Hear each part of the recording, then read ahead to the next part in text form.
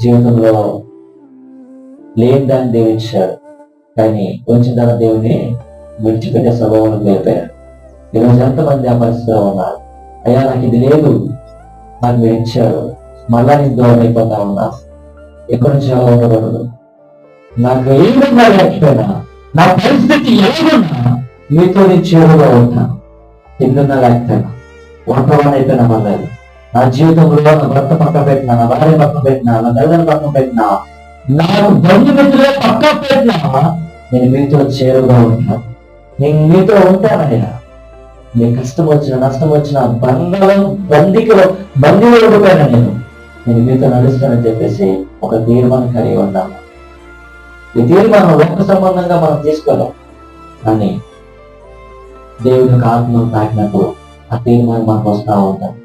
దేవుడు ఎప్పుడైతే మనం దర్శిస్తూ ఉంటారు, దేవుడు ఎప్పుడైతే మన ఎదుగు